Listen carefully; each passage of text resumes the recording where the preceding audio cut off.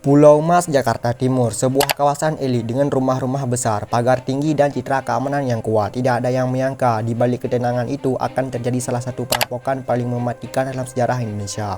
Bukan karena senjata api atau pembunuhan langsung, melainkan karena penyekapan kejam yang merenggut nyawa 6 orang sekaligus. Tragedi ini terjadi pada 26 Desember 2016, sehari setelah Natal.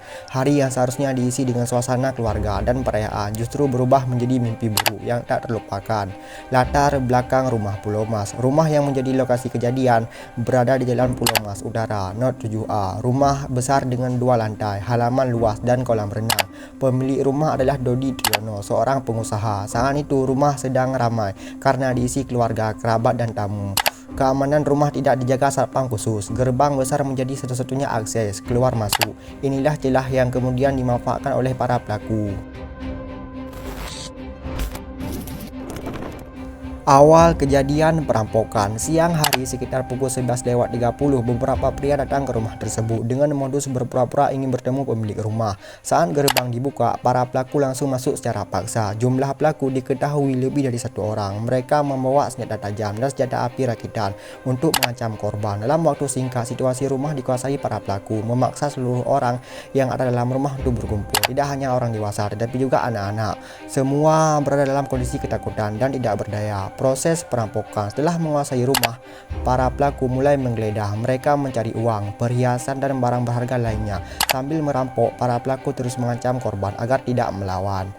Korban dipaksa menunjukkan lokasi penyimpanan barang berharga. Dalam proses ini, pelaku juga mengambil kendaraan milik korban. Namun, bagian paling fatal dalam perampokan ini bukanlah pencurian itu sendiri, melainkan keputusan pelaku setelahnya.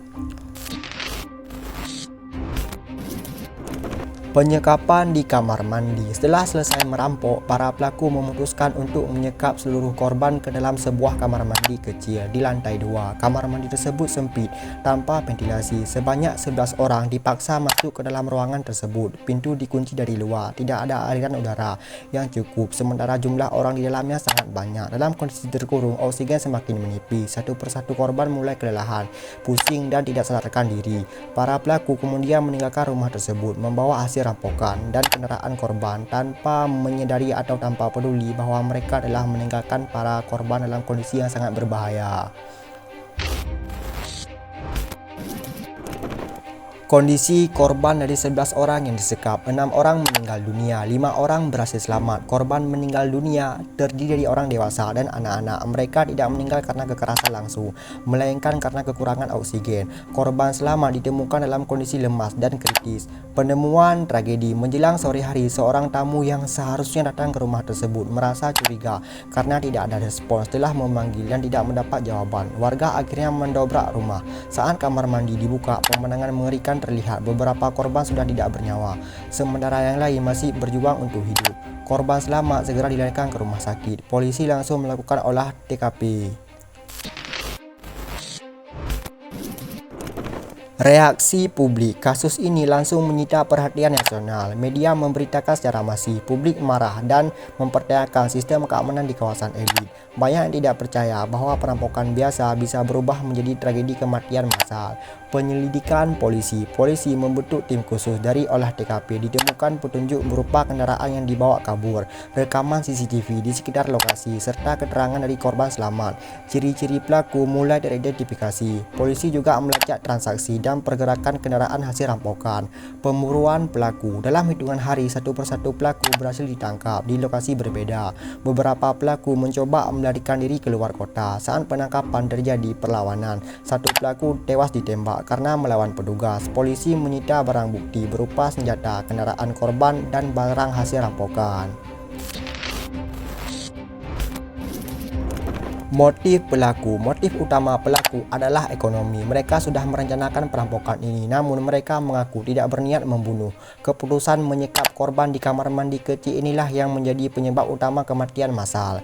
Proses hukum, pelaku yang tertangkap dijerat dengan pasal berlapis, terutama pasal 365 KUHP tentang perampokan yang menyebabkan kematian.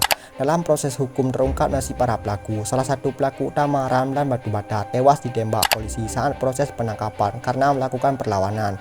Pelaku lainnya, Erwin Situmorang, dinyatakan bersalah dan dijatuhi hukuman penjara seumur hidup karena perannya yang dominan dalam perampokan dan penyekapan yang menyebabkan 6 orang meninggal dunia. Sementara itu, Haryanto dijatuhi hukuman 12 tahun penjara setelah terbukti terlibat dalam aksi perampokan tersebut.